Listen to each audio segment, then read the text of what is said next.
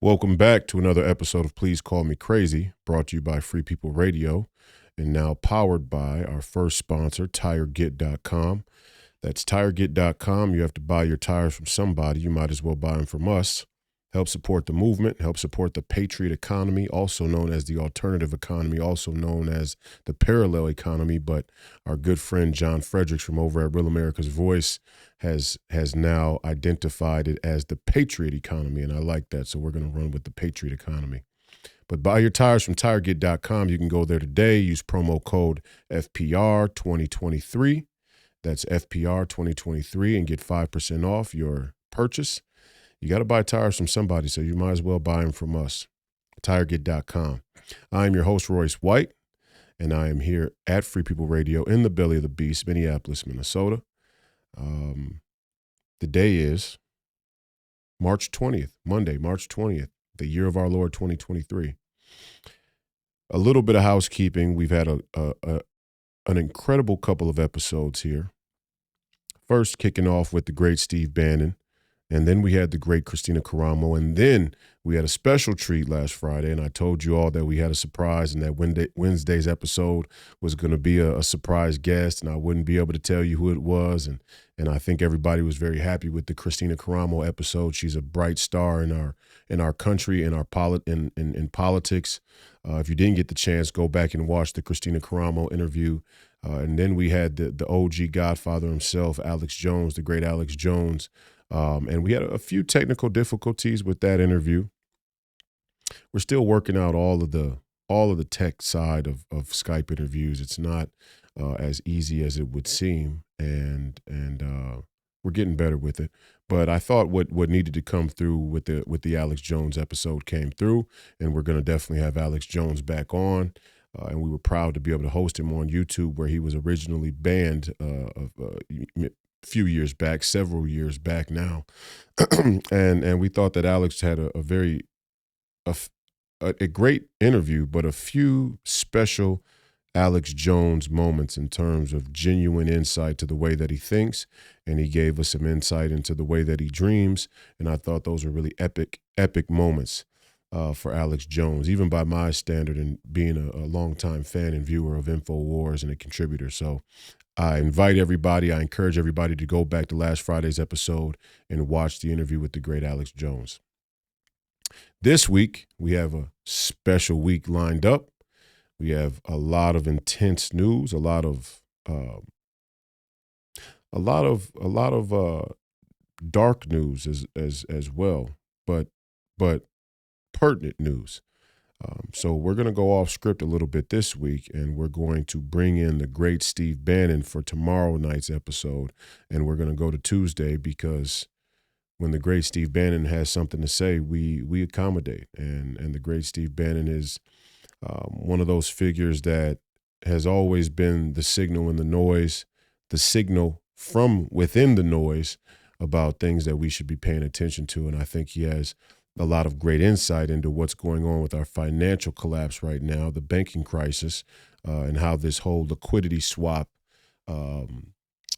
collaboration from international federal reserves is really going to play out, and how it's going to come to cost you, the American people, right in your pocket and in your checkbook. So the great Steve Bannon tomorrow night. I think people will enjoy that, and I'm sure they're going to enjoy interviewing him again, and we're happy to have him back on the show so soon. So with that said, we're getting into it. This is episode 19. Am I right? Episode 19. Please call me crazy. Today, I'm going to talk a little bit about this Trump deal, right? Can you start the clock, Zane? Today, I'm going to talk a little bit about this Donald Trump indictment, the proposed indictment, the speculative indictment. These are dark, dark times.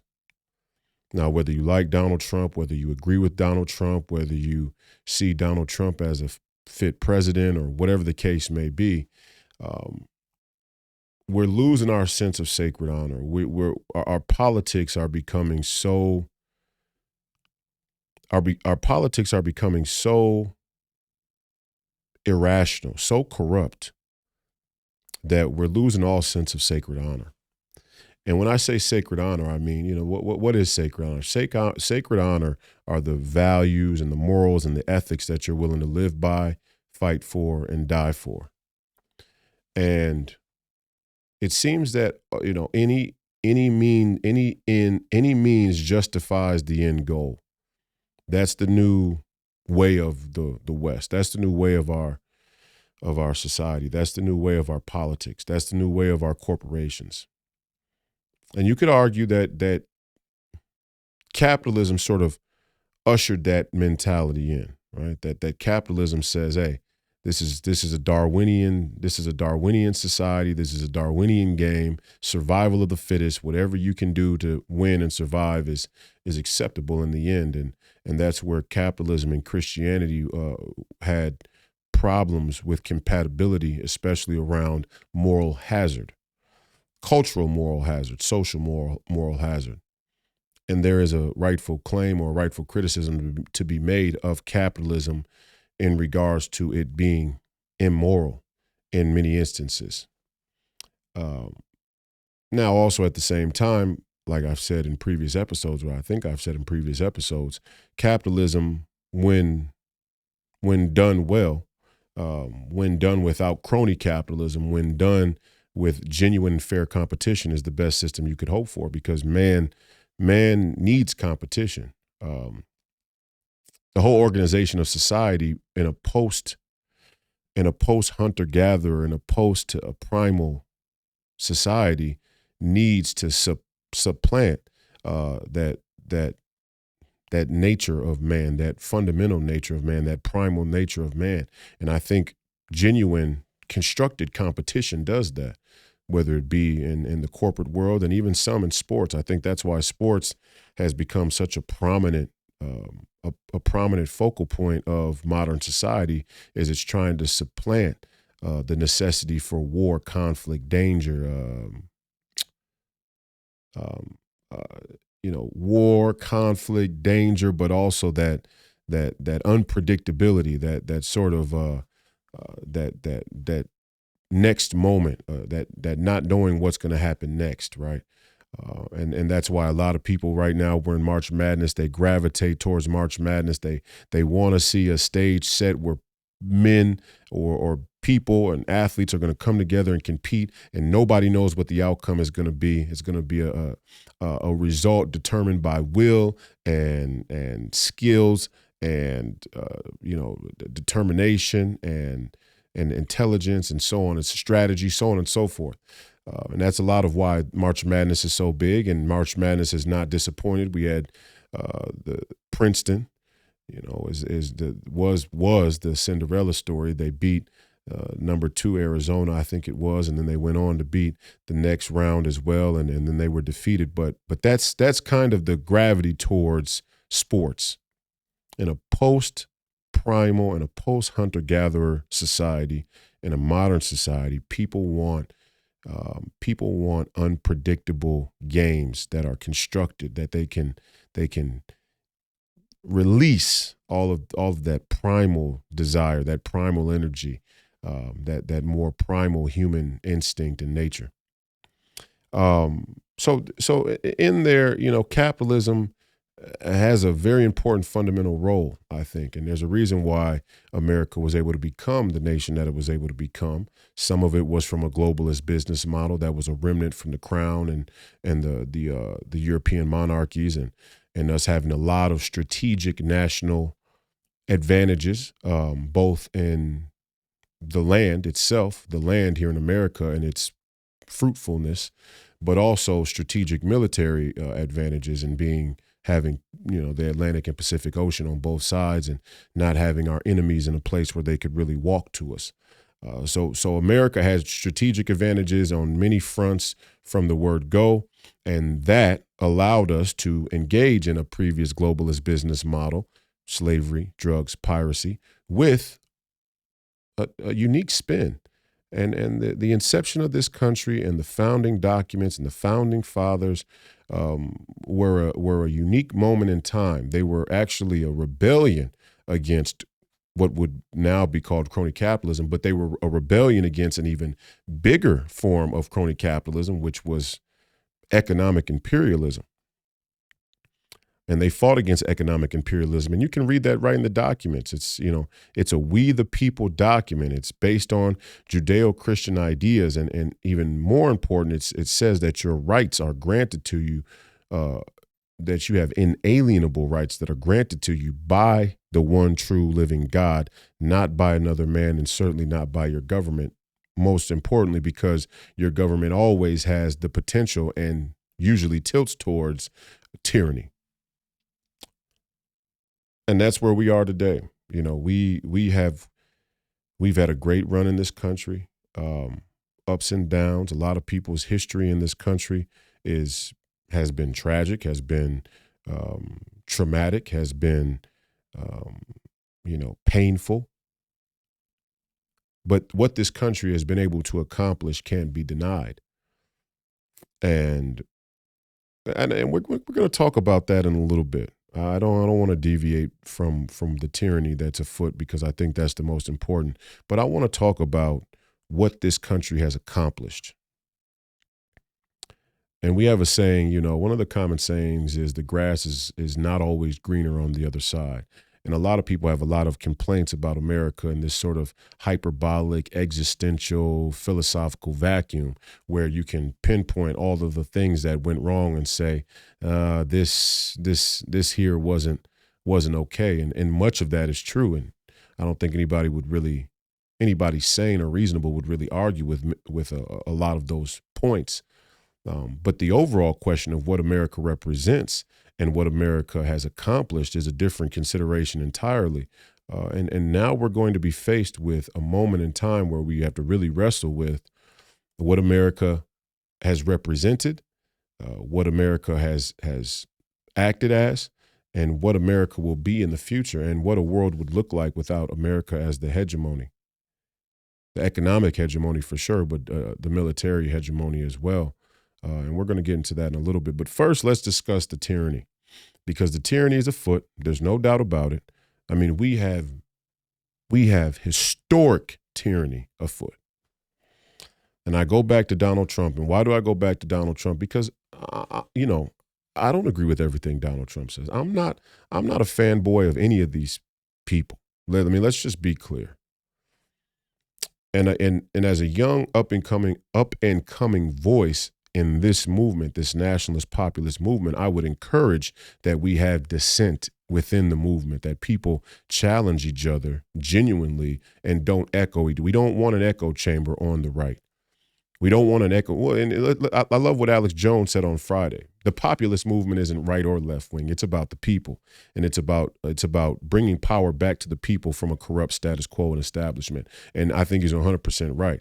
I think there are a lot of people who identify as Democrats, who identify as liberals, who identify as being left wing, who are really populist, and they have no clue what the word populist means for the most part, because it's been hidden from them. It's been shielded from them by a mainstream media industrial complex. And not by accident, because the mainstream media industrial complex is a pillar, is a battle axe of the neocon neoliberal world order, also known as the New World Order, also known as the herald of globalism. And if you walk up to somebody on the street and you ask them, what is populism, and they don't know what it is, you're seeing the neocon neoliberal world order and the mainstream media industrial complex at work. You're seeing its efficiency. You're seeing its sophistication. You're seeing its ability to see out into the future and hide all the necessary information it needs to from the people that need it most. And that's what we're doing here. And we hope to be able to keep bringing you this information and this content as long as we can. But all of our days are numbered. All of our days are numbered for people who want to tell the truth in the shadow of a corrupt establishment. And now we're going to have to face a very, very tough question. Is this America anymore? Are we even living in America? And I know a lot of people hate America, F America, right? A lot of these people have never lived anywhere else. You couldn't live in a different time, so that can't be held against you, right? You couldn't live in a different time period, and so that's But you could extrapolate if you have a healthy imagination and you have a healthy interest and study of history. You could extrapolate what it would be like to live in a different time. You could extrapolate what it would be like to live in a different country. But a lot of people have never lived anywhere else in in this time. They have no real frame of reference of what it would be like to live in a different country that isn't America. Um, the prosperity we have here is almost unimaginable. I mean, and you got to go right back down to the root in order to understand the scope of what I'm trying to convey here. Human life itself is the anomaly of all anomalies. Human life itself is rare, ultra rare, super rare by rare standards. Human life is rare. The accomplishments of America as a nation are 10 standard deviations more rare than human life itself. What we've created here, what we've done is almost unquantifiable. It really is. Look at your life. You're sitting wherever you are tonight on a cell phone, on a computer, maybe in your car, maybe you're at home on a television, whatever the case may be. You're sitting in a place where you are able to tune in and hear the sound of my voice and see me talking to you. Totally of your own, on your recall, on your own recall desire. I mean, you can pause it, you can rewind it, you can stop, you can come back and listen in 15 minutes, you can come back and listen in an hour, you can come back and listen tomorrow, you can come back and listen 3 months from now if you want to. You could share it with a friend. Your friend can be next door to you, or they can be living in California, or they can be living in another country. I mean, the capabilities of technology are astounding, awe-inspiring. I mean, almost unbelievable. If you brought people from another time period, and most I would say most relative to this conversation, if we brought people from our founding time period and we dropped them today, they would have trouble even believing what they see. And that was only 200 something years ago. I mean, this is like, the 300 years ago, which is just a blink in time. I have a grandmother that lived to be 100. She was 99. As you know, she's very old, but 100 years old. So three grandmothers ago, let's say they all lived to be 100. They most likely didn't. But let's say five grandmothers ago. Same difference. It's just incredible what we've done technologically. Now, many people will make the claim, and I think there's merit to the claim, that technology has undermined, and I don't just mean the technology we're using today, but the technology in general, even back to the steam engine, was this sort of heresy. And I talked about that in one of my previous episodes, and I continue to go back to it because we need to understand the duality and nuance of the proposition in front of us today. Yes, science has been a great miracle. Science has been a spectacular accomplishment, but there are pitfalls with science. There are trap doors with science. There are blind spots in science. And when you go back, the real blind spot, in my opinion, was when you go back to the earliest days of the scientific method and this post-Renaissance, post-Enlightenment world, the ambition towards scientific exploration and eventually achievement was not righteous in its pursuit. And there started a line of moral hazard. A line of moral hazard that comes all the way to today. And here we are in America. Now we're faced with a question in America that is kind of this bastion of intellectual advancement that came on the back of the prosperity and freedom that was given to us by technological advancement, right? Had it not been for the technological prosperity, even in the European monarchies and in the British Empire or the European in Europe at the time, had it not been for some of the technological advancements that were made there, your Renaissance couldn't have happened.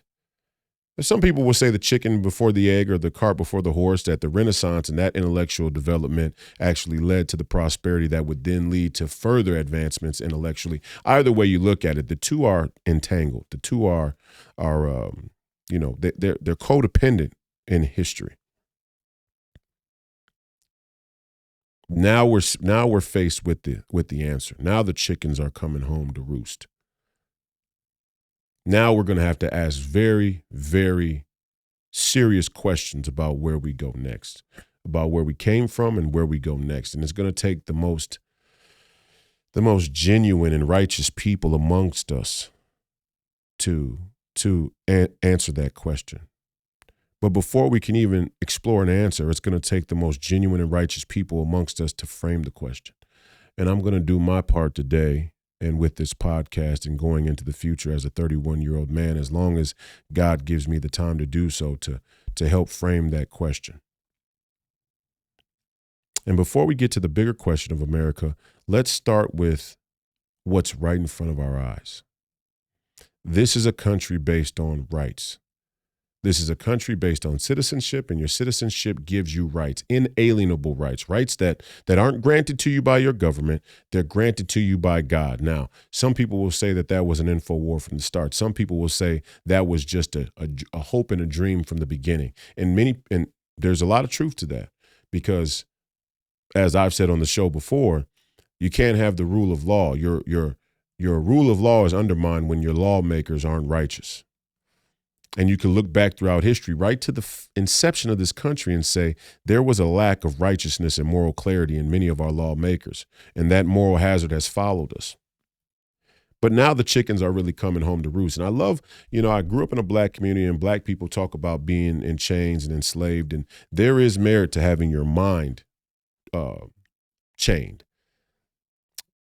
There's a difference of being physically put in chains, and you wouldn't know it unless you've actually been physically put in chains. You wouldn't know it unless you've been incarcerated, unless you've spent time in jail or prison, or unless you spent time confined against your will. It'd be hard for you to understand the difference between metaphorical slavery and literal physical slavery. But there is a difference. Now, I will say, with in that consideration, you could argue that the establishment sees a future of psychological slavery as more effective, more advantageous than physical slavery. This was a modification that was made by the Crown and the European monarchies after World War II. And I take you back to World War II often because it was the turn of human history, and it was an expedited agenda for world domination. World War I, World War II, these were the pilots. These set the stage. And on the back of this great human carnage, you had all of this global cooperation. And all of this global cooperation was said to be the remedy to the necessity for war. And if we entangle our markets, if we do business across borders, we will disincentivize any need for war, which wasn't the case. We've had wars ever since, and we've had plenty of wars ever since. And I only bring that up because what I'm trying to convey to you is in World War II, before World War II, the colonial empire of Great Britain had a monopoly on the slave trade in the West. They had a monopoly on slavery writ large. I mean, if you really look at slavery, nobody's done it better than the Crown. Now, don't get me wrong. There's been slavery in other places. White people are not the only people who have enslaved people. Black people have subjugated and enslaved other black people in the world. Asians have subjugated and enslaved other Asians, and the list goes on and on and on. Everybody has their corner of the market on slavery, and everybody in many ways benefited on slavery. Even the slave trade of black people here to this country, there were African warlords and leaders who they say we're tricked into. No, you weren't tricked. Okay, don't give me you were tricked. Okay, there's everybody has their moral and their moral and righteous culpability. Maybe they were manipulated, yes, but ultimately, when you're taking a human body, putting it in chains and giving it to another person for a price. Everybody understands that. That's what makes slavery one of the most fundamental, fundamental recurrences in human history. It's pretty basic. If I can subjugate your will and I can enslave you, and then I can make money. Number one, I can gain power. I can build things, whatever the case may be. I can utilize you to achieve my goals. But slavery took a drastic turn after World War II. When Roosevelt goes to Churchill and says, Churchill, we'll give you aid in order to fight the Germans, we'll give you military support, but you have to renounce the colonial empire. You have to let America and the freedom of America, democracy, the post-World War II democratic liberal order, you have to have us have our day. You have to let this have its day on the international stage. We have to let people be free. Winston Churchill agrees. He signs the line, the Atlantic Charter. They renounce their colonial rule on paper. I mean, they really just renounced it on paper. They really just gave it up on paper. I mean, the Commonwealth still exists, and they say it's ceremonial or symbolic, but I mean, King Charles is the head monarch of Canada. Justin Trudeau is just an elected official. And by the way, Prince Edward of Kent, I think, is the Grand Master of the Grand United Masonic Lodge there in England, which is really considered the head Mason Lodge. A lot of these anti-Mason conspiracy theorists, people who say that the Masons are just, they're just organization that it doesn't really have that much power or consequence. They'll tell you there is no head lodge. I'm going to tell you that Freemasonry was started right there in Europe under the Crown's rule. And you can tell by where it stands today that one of the royal family is in charge of the Grand United Lodge, which is the central lodge of Freemasonry all around the world. And this isn't a Freemason podcast, but when you follow the line of it, we get down to the root of what's going on here is that people were tricked by intellectual tradition in the universities to believe that after World War II, the colonial rule was the abnegation of slavery writ large, but that wasn't the case. What really took place was that slavery was piloted both at a physical and psychological level, and the psychological level found it was more efficient. The psychological level became it was found to be the best way to go about slavery. Why? Because the physical slavery, when you have a growing society, when you have a growing, prosperous society that is now more educated, that now has more access to information, that is now sitting in front of their TV screen or sitting in front of a radio or getting a daily newspaper or, all of these technological developments that started to modernize society and make it more prosperous. When you have a society like that, they become more educated. And as they become more educated, they start to feel the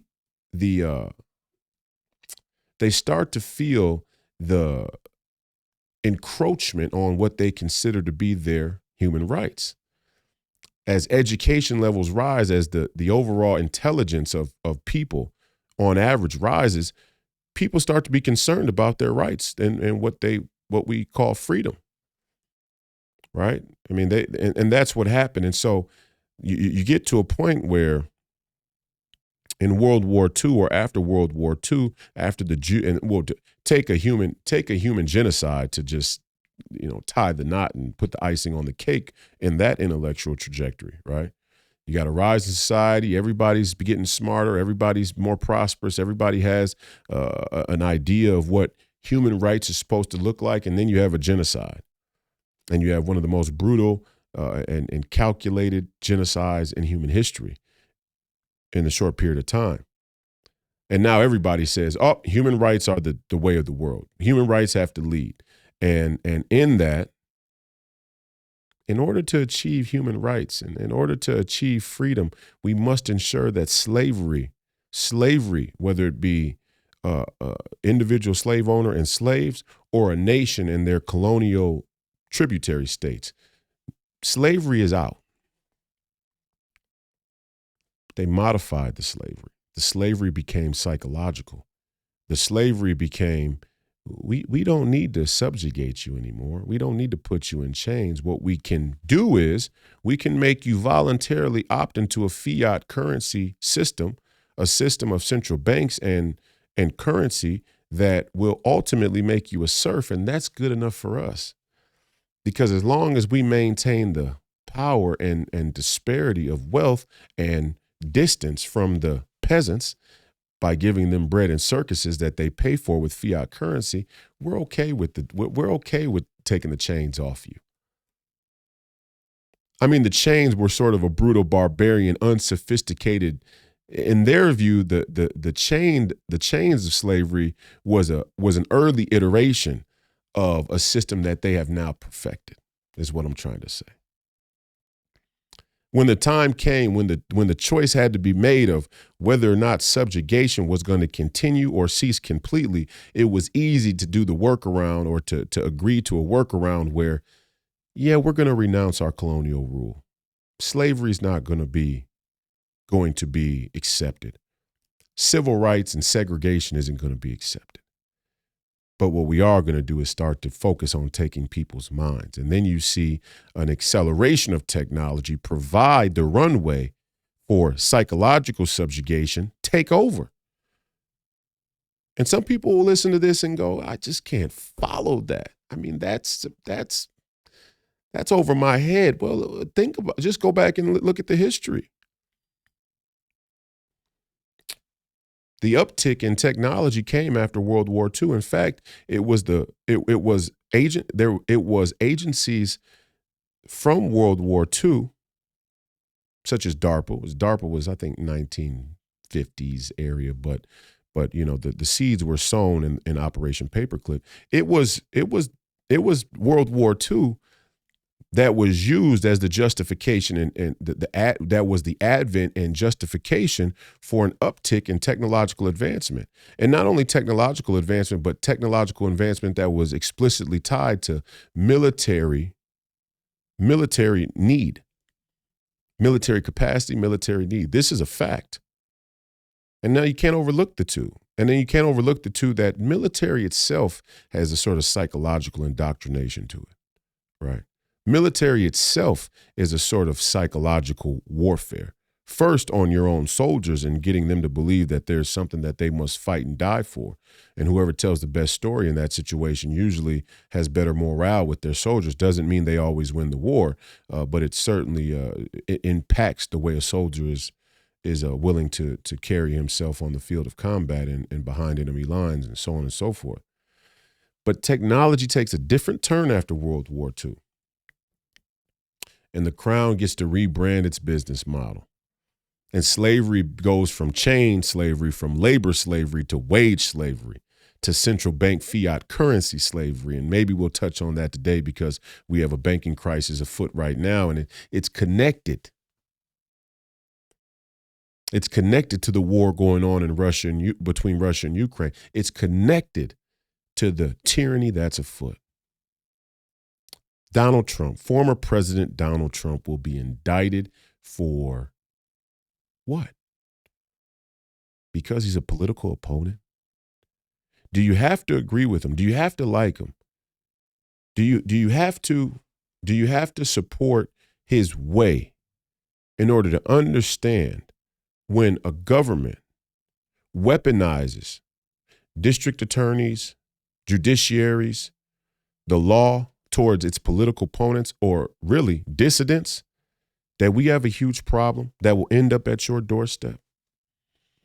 I know we're 30 minutes in, and I wanted to give you that context because I always believe the context is important. I think our fans appreciate it. I think our fans appreciate the nuance and depth that we bring to these conversations to give you the history and the arc of history that prefaces these types of conversations. We've been enslaved. This isn't America anymore. This is a country formerly known as America in a place that used to be the United States.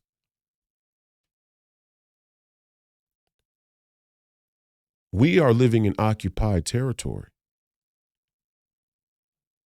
We have allowed the crown, the European monarchy, these globalist elites, these opportunist, greedy, egomaniac, megalomaniac, globalist elites walk right alongside the very rights and ideas that we say we hold dear, only to wait until the psychological slavery got good enough, got efficient enough, was effective enough for you to stay asleep while they use the courts and the judiciary and the mainstream media to justify kangaroo courts. We're looking at a country with a kangaroo court justice system right now.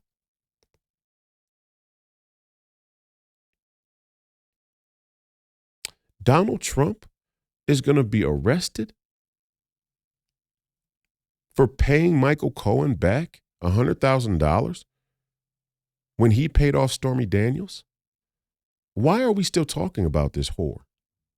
I mean, you got to ask yourself, if you turn on the nightly news, if you turn on your television, if you pull out your local newspaper or your national newspaper or your international newspaper, and they want, and we have a global bank crisis. We have a global bank crisis. We have the proposition of nuclear war. And they want you to believe that they're going to arrest a former president who is now running for president again and is leading the polls for his presidential primary candidacy.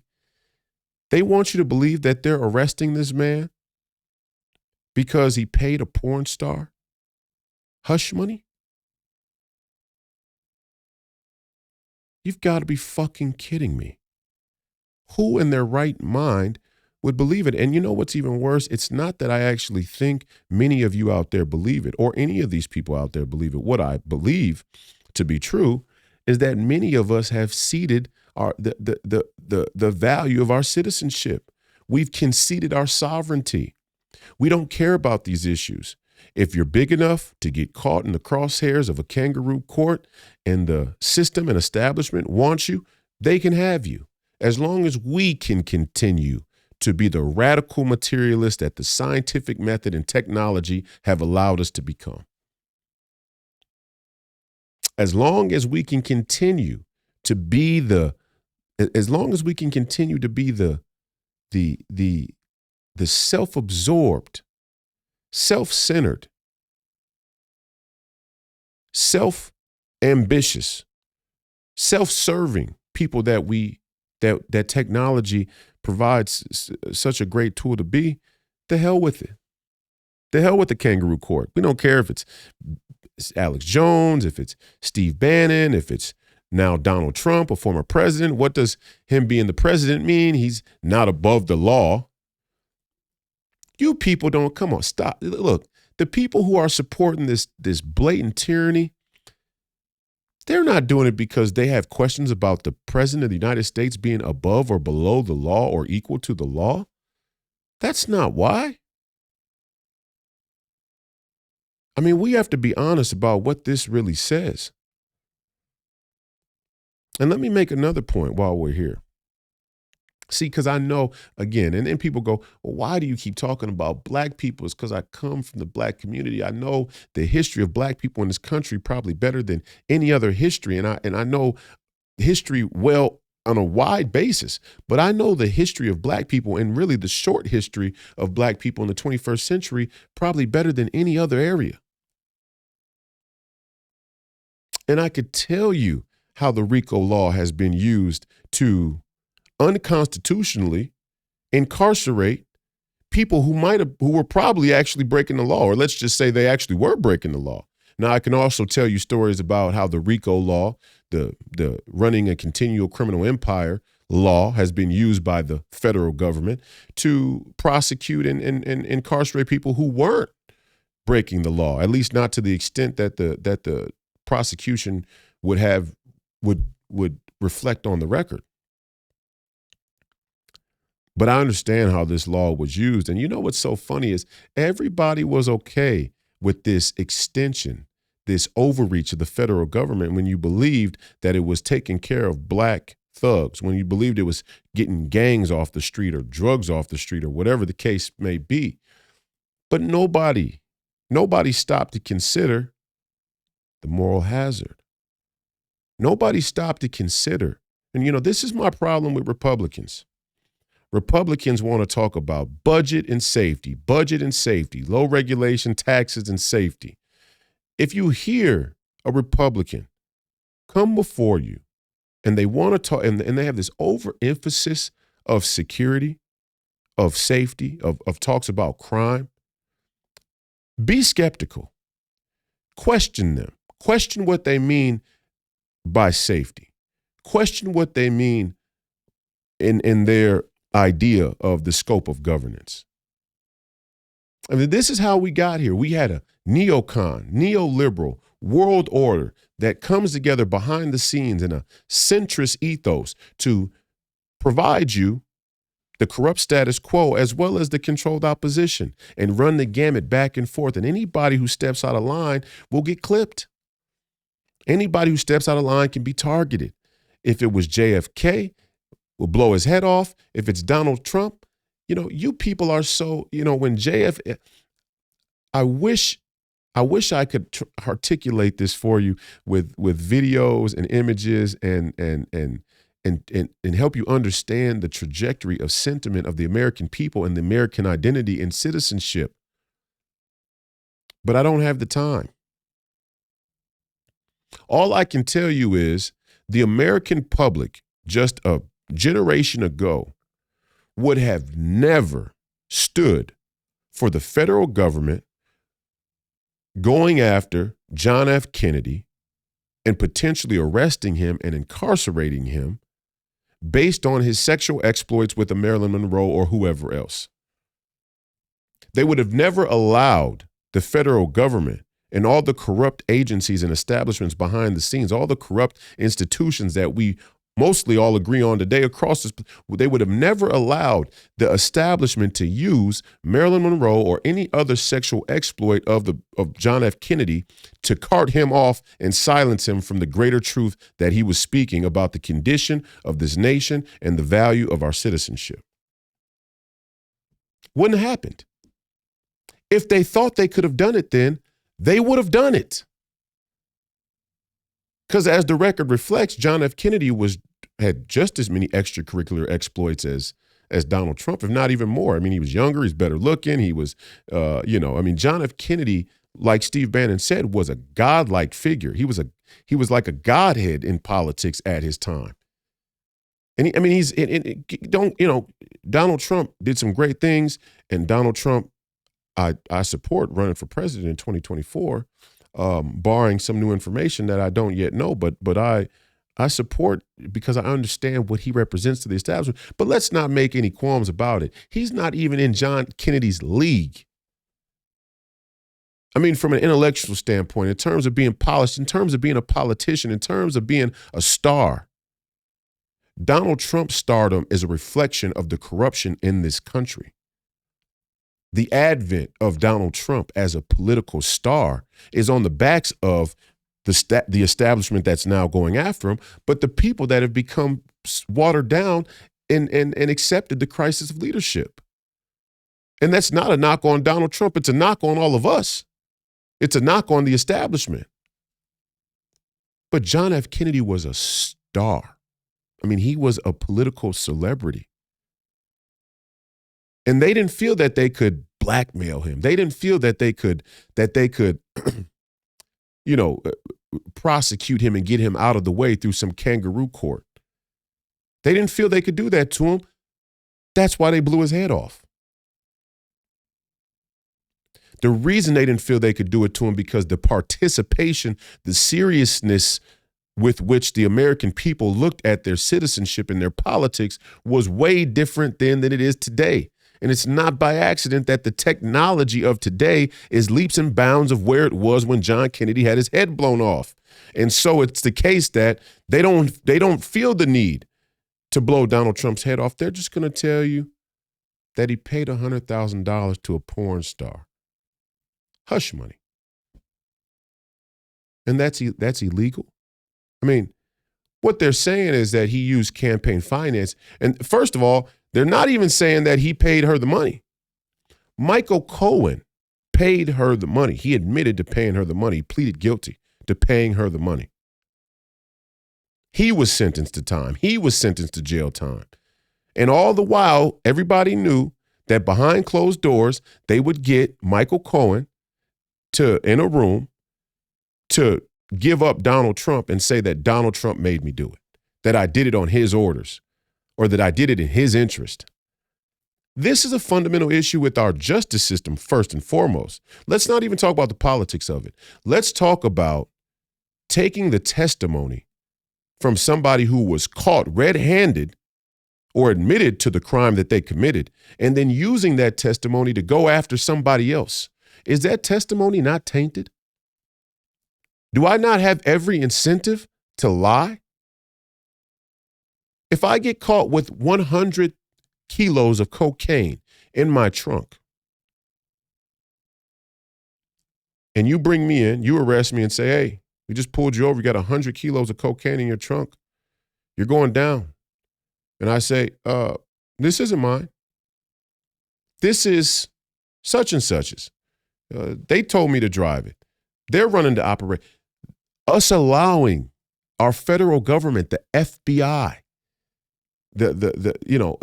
pick an institution, us allowing them to behave this way was cowardice.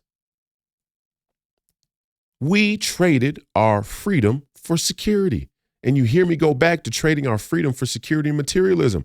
This is trading our freedom for security.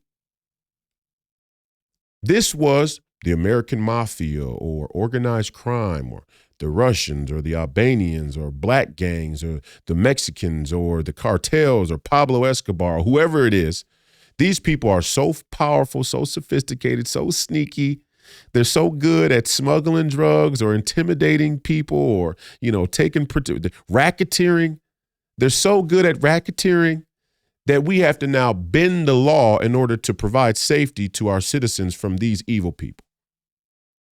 Never once did it cross our mind that that would be used in an explicit political manner to go after political opponents and even furthermore dissidents. And there you see when and where we decided that our safety wasn't our own responsibility, that it was the responsibility of government, that your pursuit of life, liberty, and the pursuit of land, happiness, that was to be granted to you by your government, by other men, by another man. You abnegated your freedom. And when you allow a court, a weaponized court, take a former president of the United States into custody, arrest him, bring up charges based on this abnegation of freedom, you've surrendered your freedom altogether. There is no such thing as freedom at that point. There's just a shadow game. There's just a shell game of corruption and power. And some of you may think you like it that way. Some of you may believe that you want it that way, that that's okay with you because you don't like Donald Trump. I mean, imagine how fucking dumb you have to be to believe that the scope of tyranny in the federal government won't come down to bear on you because right now the cannon's aimed at Donald Trump and I don't like him. He said, grab him by the pussy. Donald Trump said that they're not sending us their best from Mexico. Donald Trump is a white supremacist. Donald Trump said, son of a bitch about, NFL players and their mothers and blah, blah, blah, blah, blah. Imagine being so petty, so self-centered, so shallow-minded so goofy, so weak that you would allow an individual like Donald Trump force you to abnegate your own freedom? This is the question we're faced with today here in this country. And it's happening right now. This isn't an intellectual exercise. This isn't a theory. This isn't this exploration of the imagination. No. This is happening right now today. And it may be that the district attorney there is now not going to follow through with the indictment and arrest. But the proposition itself we must consider, because it's not done. The ambition, the desire, the tilt towards tyranny didn't begin with this federal government or Donald Trump, and it won't end here. It will not end here, whether they indict him or not. What they're doing is they're using lawfare and they're using the legal system to pick off political dissidents. They've primed you, and it's mostly Republicans. They've primed Republicans. They've primed conservatives in this country to believe that the federal government's first priority is the protection of their citizens and the communities. And that's why we need an ultra-militarized police. And that's why we need an ever-expanding intelligence community. And that's why we need a super funded military, because I don't want black people to kick in my door at night and kill me or my family. Pussy.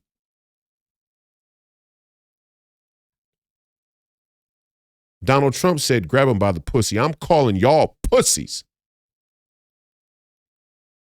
Now, you don't like your politicians to talk like that.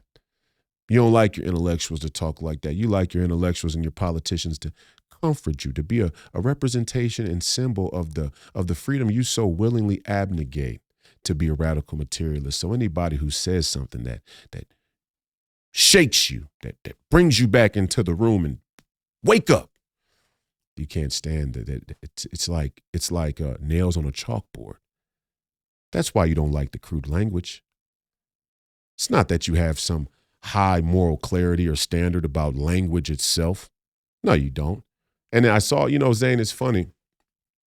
I swear, I used profanity in a few podcasts, and I had people say, "Oh, well, the Bible says in verse that don't let anything foul come out of your mouth." That's the justification for profanity becoming a 501c3 Christian scapegoat. That scripture, don't let anything foul come out of your mouth. I think what God was saying was, I think what Christ was saying was lies.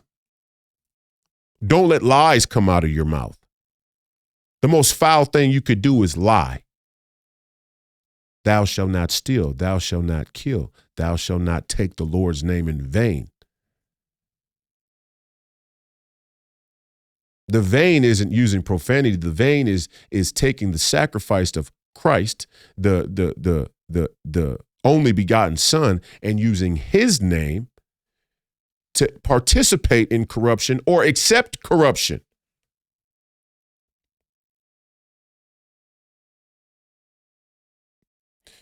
We're going to allow this federal government to arrest a presidential candidate because he paid $100,000 in hush money.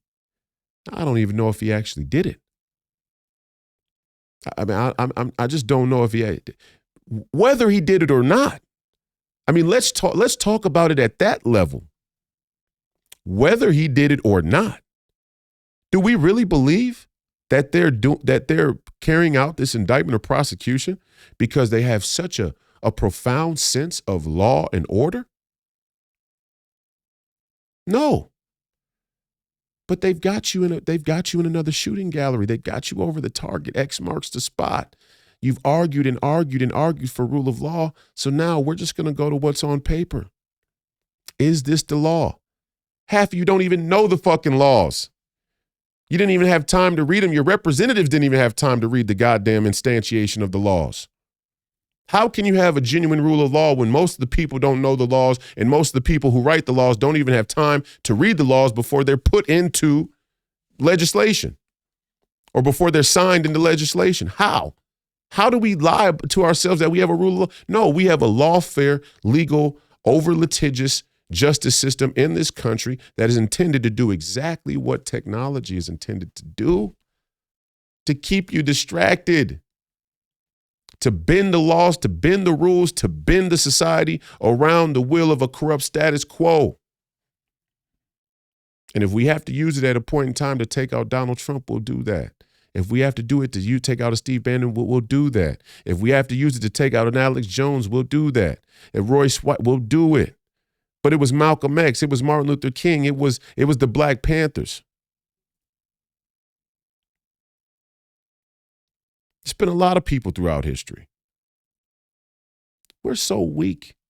We're so disanchored. We're so loose. We're so lost out there in the wilderness, politically, spiritually, intellectually, philosophically. We're so lost. We're so without anchors. We're so without gravity that we let the nightly news tell us who our enemies are. And that's not just black people, but I'm speaking a lot to black people on that, especially with regards to Donald Trump, because you actually believe that the cannons of the apparatus won't swing around and be aimed at you next. And what's funny is you're willing to abnegate the very recent history where the same cannons were swung on you. What are you doing, a bunch of seals in the crowd clapping for the tyranny that you complained about to be brought down on the next person because you don't like him? That's a lack of sacred honor. That's what I mean by we have no sacred honor.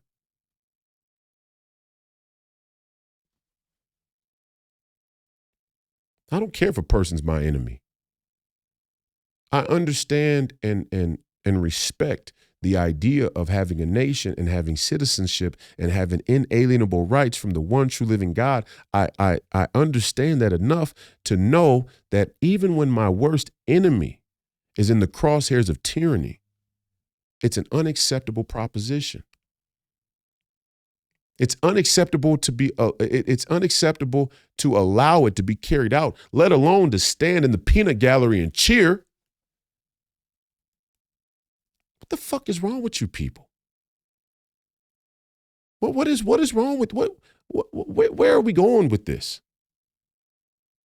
See, and a part of me knows, a part of me asked the question like I don't know, but a part of me knows that you're all so decrepit, you're all so detached from reality, you're all so lost in radical materialism that you have no plan, you have no vision, you have no ideas for the future. Most of your plans and visions for the future are based on egotistical, egomaniac, self-absorbed, greedy, narcissistic, materialist ambitions.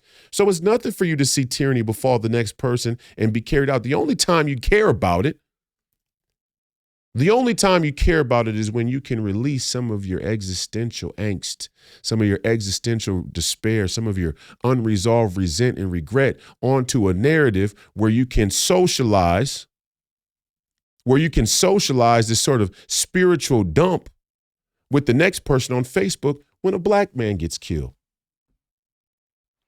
That's when you care about tyranny. You care about tyranny when George Floyd is killed out on the street, right? That's when it counts. See, but you can't lie to me.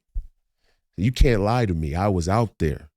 See, because the one thing a smart person does is they're not going to listen and watch from afar. They're going to go get close enough to diagnose the situation themselves. And I think at a deep spiritual level, that was my intuition to go lead many of the protests during the George Floyd uprising. I wanted to diagnose the situation myself. I had seen what our society had become as a young man watching from within the NBA, and I had seen the inside of the machine. But I wanted to understand better what the ethos of the people was. What was the thinking of the people? And I didn't feel like I had a wide enough view of that, a broad enough view. And we have to be careful not to be anecdotal in our view of things. The people I know, the people I can talk to, the people I reach and can touch, the people I can call up, that's not a real diagnosis.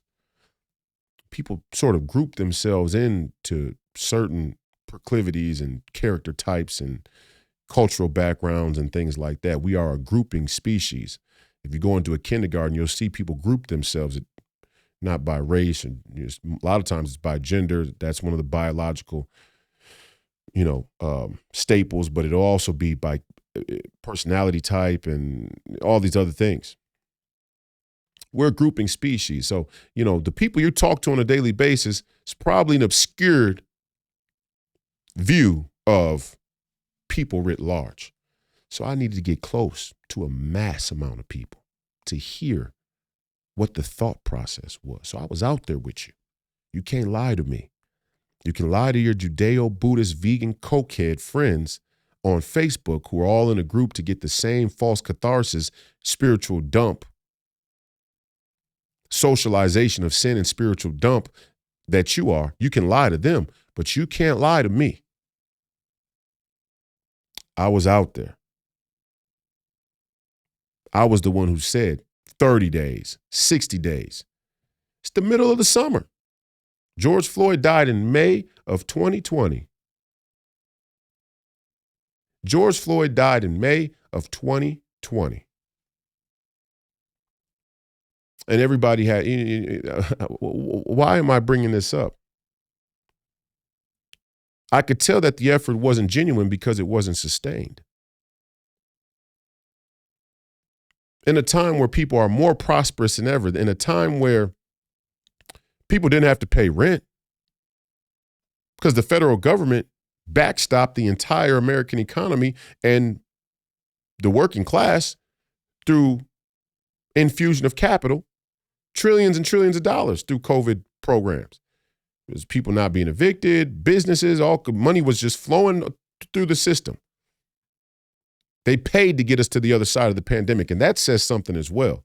Our federal government paid to get our entire economy and society through to the other side of the downturn of the pandemic severity or lethality or contagiousness or whatever the case is. They paid for us to get through it. That should tell you something in and of itself. But why wasn't the George Floyd effort sustained? See, now Fox News will tell you that the George Floyd uprising and the Antifas of the world was a sustained everyday threat, maybe in Portland.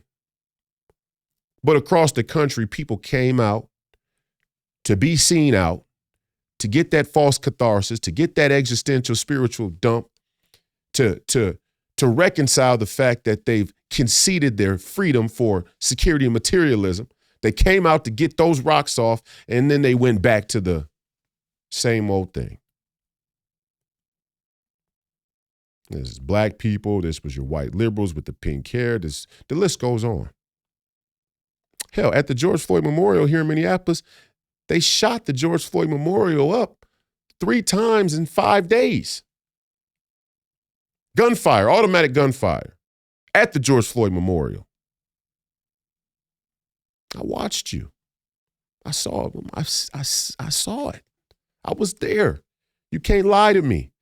Not only did I see you come out to the protests and have your camera out and post the pictures online and say, George Floyd, George Floyd, George Floyd, then I saw you slowly but surely justify why you need to go back to your normal life, taking checks and taking lead from the same corrupt system that you said killed the man. I watched you. You can't lie to me. See, I led a march where we walked all the way from the Mall of America. Most of you, maybe you won't know where this is, but the Mall of America is one of the great tourist attractions of our great state of Minnesota here. I organized a march after July. We had a protest on July 4th where we went to the Federal Reserve in a silent protest at night. And this was the one that was covered in the PBS Frontline interview of 2020. And the very next morning, so we did that protest, but the very next morning, we marched from the Mall of America all the way down to 38th in Chicago to the George Floyd Memorial. In the sun, in the July 5th, on a July 5th morning, like 11 a.m., sun, hot, people passing out, fainting, water, Gatorade. I need a break. I need to ride on the truck. I need to ride in the car. Falling off, dropping out.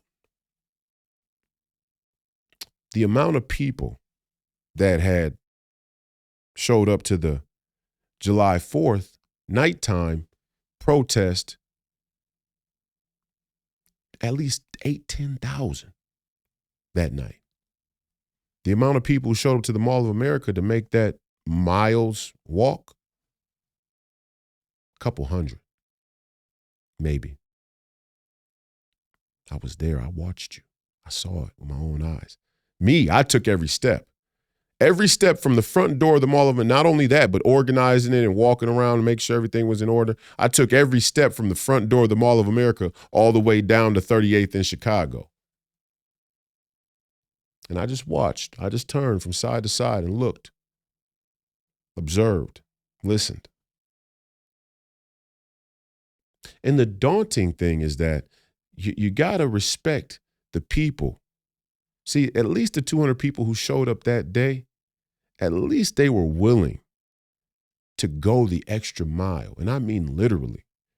Whether their political views were on point, whether they understand the greater political circumstance, whether they understand all of the things that we discuss here about geopolitics and the powers that be, whether or not they were willing to act, they were willing to get out there, they were willing to sustain an effort. They saw something wrong and they said, I can't control, if I can't control anything else, I can control my effort and my participation. I can be here for the change. I can lend my time and my energy and my body.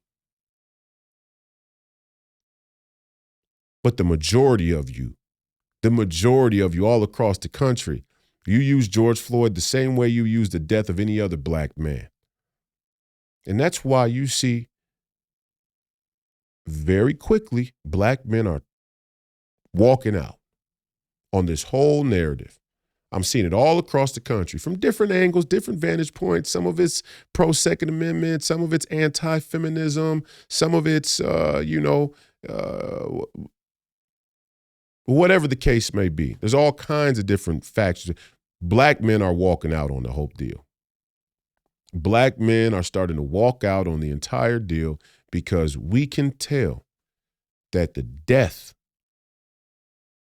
of black men, whether it be black on black violence or whether it be the death from a police officer or whether it be the death from old age, whether it be the economic death from the anti-family court system, whether it be the death from a federal government that uses laws to weaponize and take out community gang leaders, or whatever the case may be, black men see that we are not looked after. We are not protected. And not only are we not protected, we're used as a prop to promote the protection of everyone else. We see it. I saw it firsthand. I needed to see it. I needed to diagnose it. And what it brought me to is, you people are not here for what you say you're here for. So I understand why when I say sovereignty in front of the Federal Reserve, you all look at me like I got three eyes. You don't know what sovereignty is. You're not interested in what sovereignty is. You're not interested in the value of your citizenship. You've abnegated it. You've come to the George Floyd protest to snap a selfie, to post and act like you're down with the cause.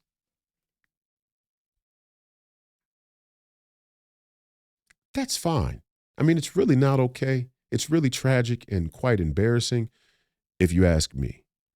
But that's even fine. The problem is, these are the same motherfuckers who talk online like they really have an opinion. When you abnegate something as serious as citizenship for materialism and security, freedom for security, materialism and security, you no longer have an opinion. And you damn sure don't have an opinion that's worth anything. Now, the liberals, the Democrats, the neocon, neoliberal order want you to believe through their Marxist indoctrination camps that everybody's opinion counts for something. Everybody's opinion matters. Listen, if you abnegate your citizenship for security and materialism, your opinion is toilet paper. Wipe my ass with your opinion. Your opinion doesn't mean, your opinion isn't formulated.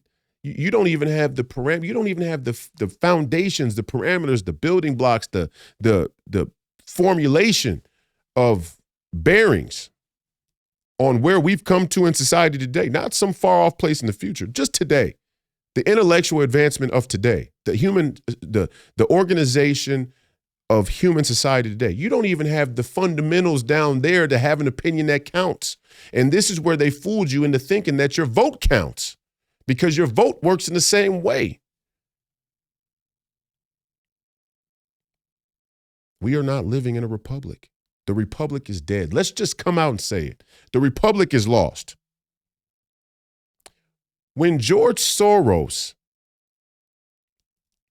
a former Nazi collaborator who said he felt no way about going from door to door as a young man, 13, 14 years old is you're a young man, he felt no way about going and confiscating and arresting, in effect, Jews in Nazi Germany.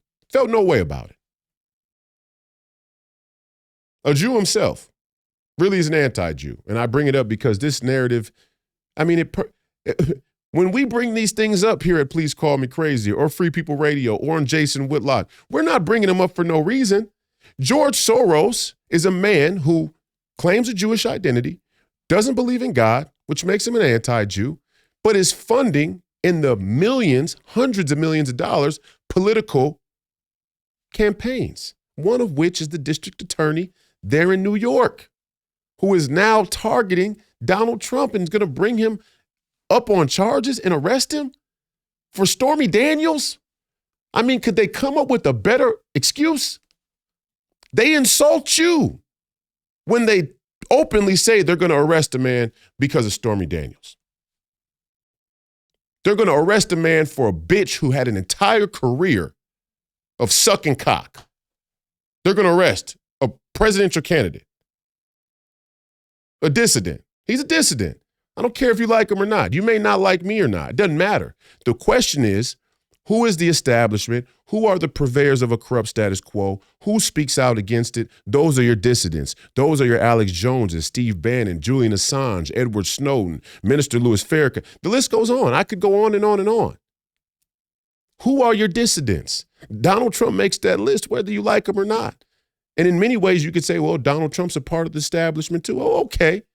Okay, but nobody look, the guns will come to be aimed at and swing around on those on the inside as well as those on the outside. You don't understand how tyranny works. You don't know any history. You haven't read the records of the Roman Empire or the Greek city-states or Sparta or Persia or the Ottoman Empire or the Chinese dynasty. You haven't read any of the history on it.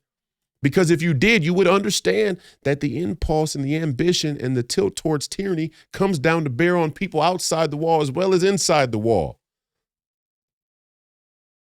But you'll accept it either way.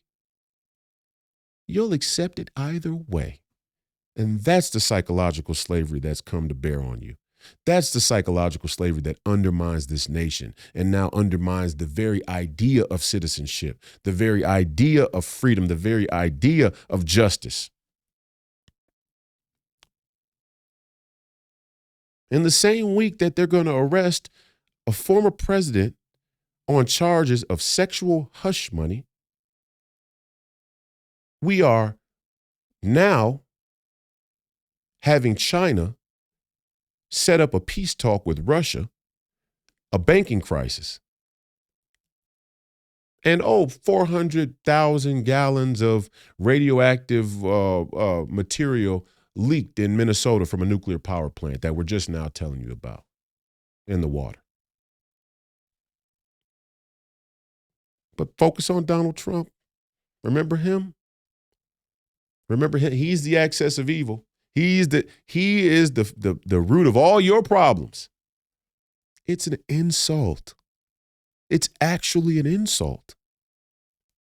No, seriously, I don't know how better to convey this. It's not just wrong.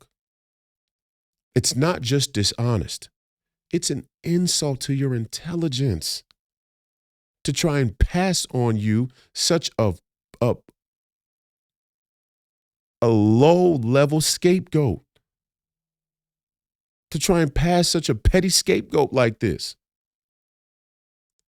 And when they do it, it's so, for somebody who understands how much of an insult it is, you ask yourself two questions. Are people really that fucking dumb?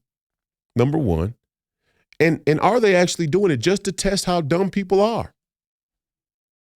That's what I start to think about right away is, oh man, they'll take Donald Trump, they'll clip him out. But the bonus in it is they get to diagnose how stupid people are, how compliant people are. Stormy Daniels, Michael Cohen, the man who testified to paying the money, now he's going to say, what, that Donald Trump had him do it? And we're going to believe this man? Why? Why? Why would we believe anything he has to say? He has every incentive to lie. In this way, this whole RICO deal kind of mimics the Me Too movement, doesn't it? Ain't it interesting? Ain't it interesting how they start to overlap, how the spirit of wickedness and corruption starts to look the same way once it gets to the surface? It floats the same way. It's got the same buoyancy. When it gets to the surface, you can start to see all of the similarities to it, right? Isn't it odd? This is exactly what the Me Too movement does. This is the Me Too movement of corporate lawfare. It's exactly what it is. Why do I say that? Because we all pretend like we don't live in a society that where currency is where attention is the greatest currency, and the fastest and quickest way to get attention is to lie. We pretend that we don't live in a society like that. Now, the other fast way to do it is to have a talent or skill that's just an anomaly, right? I can jump 10 feet. I can throw a dart on target 3 times in the same spot every time. I'm a great, I got great, and whatever the case may be, physical skill, raw ability, feats of human nature. That's a great way to get, I can sing. I have a voice like an angel, right? That's a great way to get attention quick. That's probably the fastest way. But another great way is to just lie. And there are a lot of people who just lie. In fact, we created moral hazard to incentivize lying when we built social media and a way to get attention with no moral and ethical guardrails. And so in that, we pretend that when these women say they were sexually assaulted, like the one that just tried to accuse Michael Irvin of it, Michael Irvin, the Hall of Fame wide receiver from the Dallas Cowboys, and then you had the corporations come down and dismiss him from his duties because they don't want to have to encounter the pushback of the Me Too scandal, outcry. Now we see the tape from the hotel lobby where he was accused, and we see very clearly that the man did nothing wrong. You see how it starts to connect? You see how they're going to wheel the cannons around at you? Maybe I just have a talent for connecting the dots.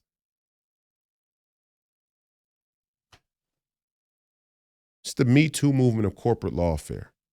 We're going to pretend that the people involved don't have incentive, don't have a motivation to do the things that they're doing, that have nothing to do with Donald Trump's guilt or innocence.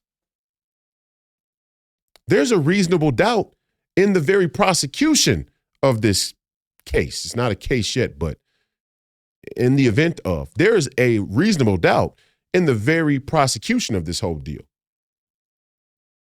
And in the end, hopefully, it would go to the Supreme Court, and the Supreme Court would very obviously see that this whole deal is political targeting. But who knows?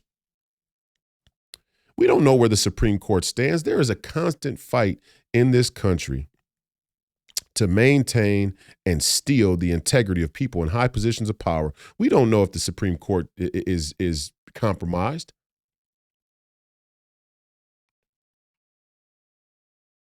The Supreme Court could be compromised at any given moment, any given day. They could get a hold of one of them. Doesn't matter who. Now, you would hope that they would show the integrity that's deserving of a Supreme Court justice, but we don't know. This is the system we've built. Moral hazard. And what we've accepted is some people are, injustice will happen. And I agree. When you have a society, when you have a civilization, when you have modern society, the way we have it here in this country, injustices are going to happen. And that's a part of life. A part of life that we shouldn't casually accept, but we should understand is a certainty. But we voluntarily have accepted it. We've selectively accepted when injustice will win the day. We know it. We know injustice is going to win the day. We know. We all know. We all know that's not just. Give me a break. You pay porn stars to have sex. I don't even understand the concept here. I don't even get the concept. I'm just going to come right out and tell you, all I see is a huge, huge confusion of people who are trying to make moral and ethical claims that started from a place that weren't anchored in any reality. Starting from a place that was anchored in a non-reality, a fictitious reality, a sort of reality TV, culture, norm, politics, try to make moral and ethical claims about all kinds of things. That's what I see. Because when you really draw the curtain back, when you really pull it back, let's just get down to the nitty gritty. Who gives a fuck? We are on the precipice of nuclear war and a banking collapse where you're going to go to your community bank, your credit union, and your deposits won't be there, which was a policy choice, not a law of physics. It was a policy choice by the same people you voted for. Oh, and then remember, I was on Black Democrat, Black Republican. I was on Black Democrat, Black Republican here in Minnesota. You heard Dr. Scott Jensen reference that. It's a podcast. And I talked about the Federal Reserve, and the Black Democrat on the show said, oh, the Federal Reserve. You keep talking about the Federal Reserve. Wait till he goes to his fucking bank and the deposits aren't there. Clown. Goofball. Wait till you show up at your bank and your deposits are gone and they won't cover the deposits. Then we'll see how funny the Federal Reserve topic is to you. Idiot. And I hate to say I told you so, right? I would hate to. If I'm at the point where I say I told you, we're already there. We're already, it's happening now. And they want you to be focused on Donald Trump having sex with a porn star? Are you fucking kidding me? The audacity of it.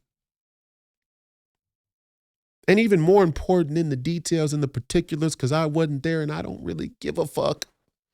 More importantly is that the district attorney who's carrying out the prosecution, who's leading the case, was put into office by money that comes from a foreign person.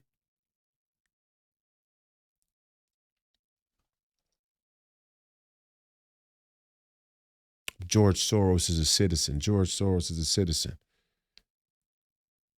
By what standard?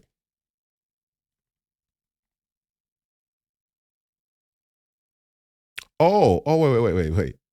But the same white folks who will say that the immigrants that are flooding this country every day They're having they're having potential citizenship kept from them due to their inability to have resources to fight for their citizenship legally on certain grounds, right? But George Soros he's good. He's got all the money in the world. It's so selective, it's outrageous. I mean, the only question really now is what are we going to do now? What are we going to where we know where we are. The contradiction is out of control. People who don't want to look at the truth, they refuse to look at the truth because they're in on it. At the deepest spiritual level, they're in on it. Some people actually don't know. I get it. You lived an entire life from the cradle till now, and you have no clue what the fuck is going on in politics. You have no clue what the fuck is going on behind the scenes on the world stage. You have no clue about anything other than what you wake up and do on your daily basis. You go to your job or your food or wherever your little places are that you go to. Your life is very localized. I get it. And maybe you don't know. But you got to ask yourself, if you don't have a curiosity, if you're not inquiring, what does that say about you? First of all, it says you got some work to do. You better go learn real quick. Because the hammer is coming down. The hammer of an international banking cartel is coming down on you right now. One way or another. No, it's not. Oh, it might come down on us. No. It's coming down one way or another. Either they let the banks fail, the small banks, either they let them fail and you go to the bank in a week and your money's not there, or they infuse the entire system with liquidity swaps where they're basically pumping money into the system and you'll pay for it later. And you'll pay. Oh, somebody always has to pay. That's the part that's going to be constant. We don't always have to have justice. We don't always have to have fair laws. We don't always have to have equal prosecution. We don't always have to have freedom, but you will pay. Somebody will always pay. That's a constant. And right now they mean to make Donald Trump pay. And I'm not the biggest fan of Donald Trump. I agree with him on many things. I understood what he tried to do. I can't say that I understand all he was faced with, because when you sit in a seat like that, there are things that many of us couldn't even consider that you have to consider, that you have to deal with. And I'd be honored and blessed to be able to sit there one day. And I think if I was able to sit there one day, I could actually change this country and continue on the work that Donald Trump began. But they come for me too. They'll come for anybody who's a dissident. Anybody who dissents from the corrupt status quo. All of us are in the crosshairs now. The only question is, will we be stupid enough to allow the petty divisions to isolate us so they can pick us off one by one? All you leftists, all you socialists, all you pro-black neophytes, whatever you call yourselves, you think this federal government's going to protect you? You think if you do enough anti-Donald Trump talk on Twitter that this federal government is going to save a spot for you? They don't need that many of you Negroes. You don't see it? You don't see it? They need one educated, well put together puppet Negro so they can have a puppet black community, so they can have a puppet republic, puppet politics. That's Jean-Pierre. They only need one of you educated Marxist Negroes. They don't need all of you. The rest of you are going to the welfare state line city, and you might not even get that. Feeding you grasshopper burgers, feeding you locust juice.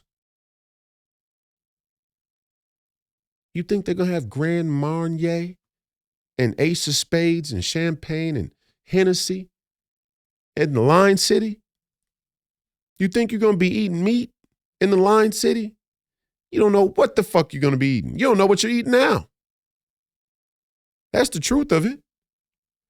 And I get it. But just to see, when it's all good.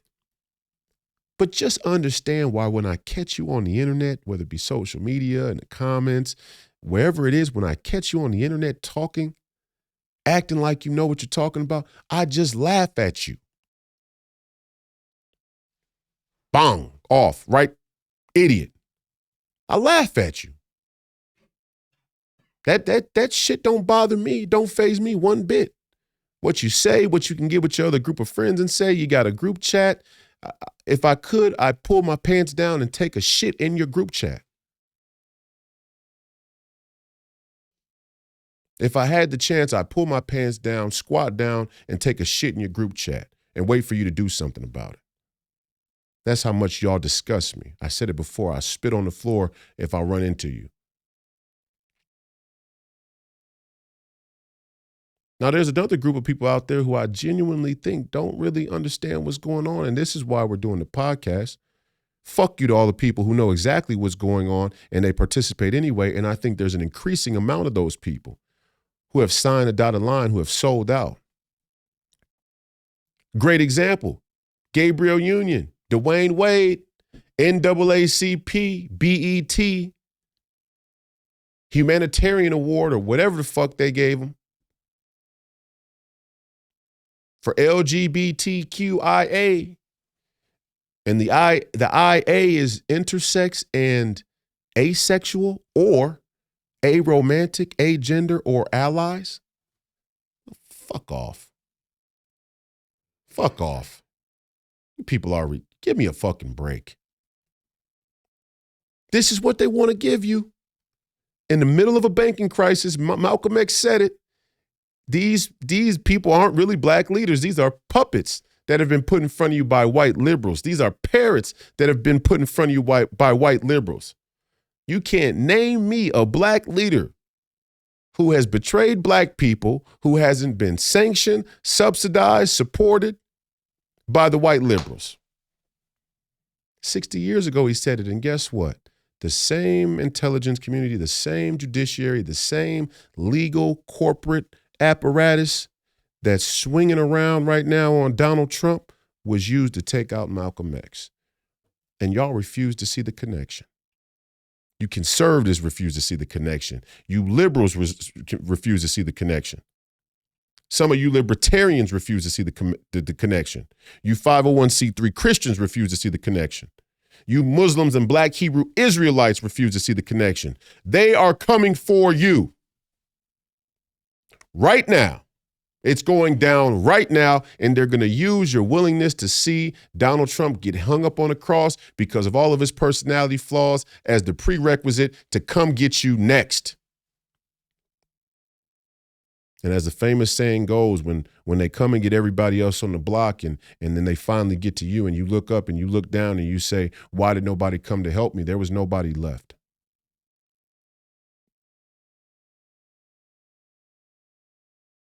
This has been another episode of Please Call Me Crazy, brought to you by Free People Radio.